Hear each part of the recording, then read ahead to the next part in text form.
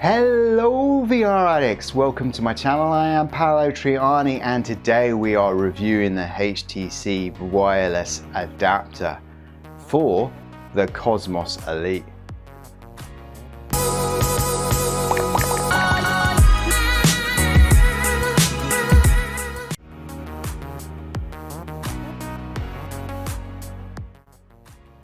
Well, the wireless adapter is very strong and well put together. It looks very much like it would survive a drop from 6 feet, but don't try that at home because you'll probably break it. Just saying, it's that strong and it does look like it might be able to. Might.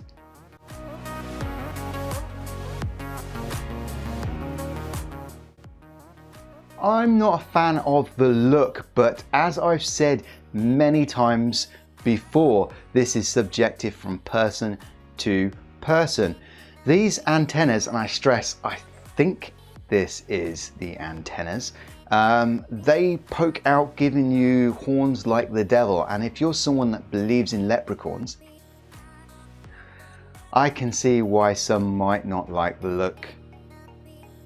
Also, it looks kind of like it's a bow behind your head, which is alright if you know, are female or you identify as a female.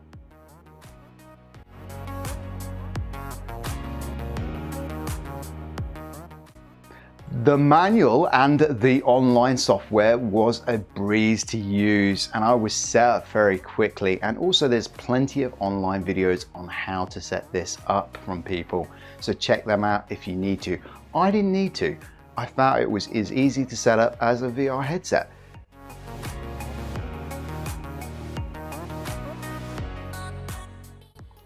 I find I don't even notice it on my head, but sadly it does get stupid hot, and this translates to your cerebrum.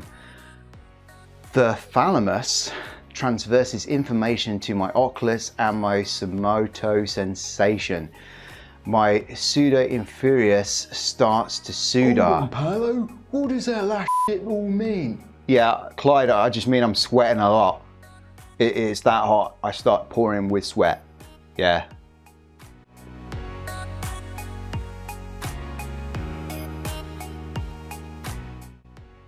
Realistically, this part is the most important part really of a wireless headset. I have a 9900K Intel CPU that is overclocked to 5 GHz on a custom loop. So why do I get some stuttering? Okay, so it's not that bad and it is kind of now and then. But oh my God, it only has to happen once and I feel like I've just had a short blackout. It's not nice or pleasant experience.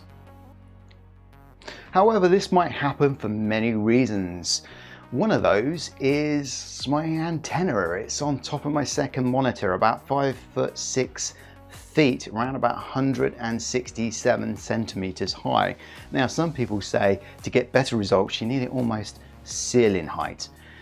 Also, you know, there's plenty of tweaking you can do to get this better, but not everybody likes tweaking their PC. Tweaking their PC can put people into meltdown. They don't want to touch anything, they just want it to go and just be as easy as a console almost. And yeah, if you get a problem with this, you may need to tweak it. So what is it like? Well, it's a bit of a downgrade, and it's a beast 1700p and 150 super sampling that's normally produced through the cable. So it's not a surprise that it's probably a little bit of a downgrade, but it's only minor. And I reckon if I reduce that super sampling, I would probably get better results. I mean, it is the Elite after all.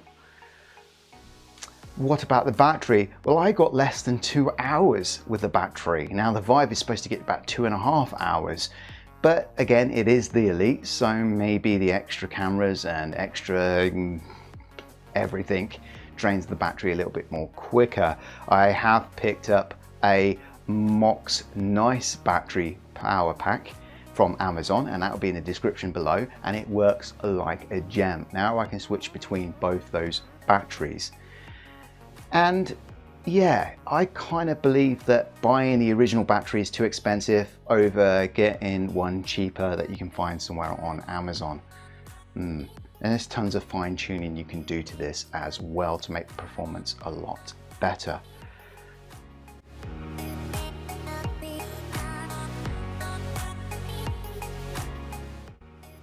Well, this works without any noticeable downgrade at all in quality.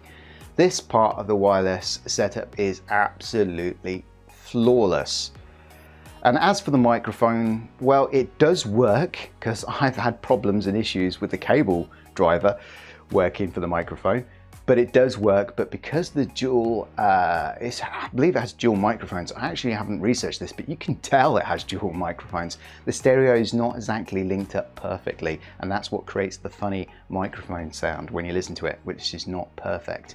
They need to get those microphones perfectly synced.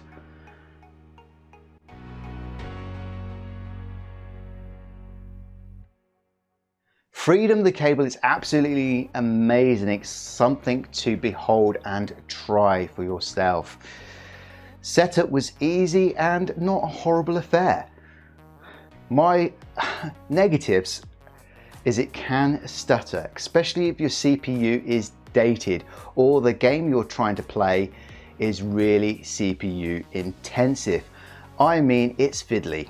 It's sometimes a problem-solving nightmare, and if you're one that you know just melts when it comes to issues with the PC, well, this is probably not going to be for you. However, I do say that these problems are very rare, and you probably won't notice these problems. Also, HTC's customer service is not well loved amongst the VR community as amazing. There's that too. Oh, and there is the battery life under 2 hours. This might put you off. The battery without a fast charger can take hours to charge to full again, so make sure you have a good fast charger like 30 kilowatts plus, and that would, with QC, would help. 1.21 gigawatts of electricity. 1.21 gigawatts! 1.21 gigawatts! Buying another alternative, like I said earlier, then forking out for the original is a lot more cheaper, so try doing that. Remember in the description for the MOX battery that I put there, MOX Nice. Positives is freedom, easy setup, no cables resulting in less restrictions, no getting tied up, more immersion. There's so much positives to this that kind of outweighs that little tiny bit of downgrade that you get in visuals. Is it worth it? Well, short answer is yes. Yes, it's worth it. However, the price for the wireless adapter is a bit, it kind of makes you, want to wait for a sale. I mean, it's going to cost 299 bones plus 59 teeth just for the adapter and the Cosmos kit that works with all brands of the Cosmos. And that is quite a lot. So probably waiting for a sale, like I said, or buying it secondhand from some secondhand site would probably be a great idea. And I have to say that I bought mine for 300 goats from eBay. And the person that sold me it, and this also came with the adapter, so it was a pretty decent deal. It's basically getting the wireless adapter with the Cosmos adapter for free, and it was fairly brand new when I got it. This person did not want to post it to me. Thank you for changing your mind and actually posting it to me. I'm really grateful that you did that. Thank you very much, that person on eBay.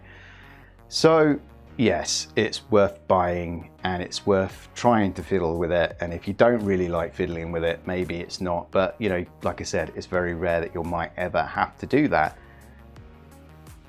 But it's worth it. But if you like this video, give me a like. And if you don't like this video, you probably don't want to hit that dislike button because I've heard the karma is pretty bad. Yeah, it's pretty bad. Also subscribe because it goes straight to the heart. Hit that bell button if you want to watch more VR content like this, and leave a comment below of anything you may have seen in this video or anything else. Thank you for watching. I love you long time, and Ciao.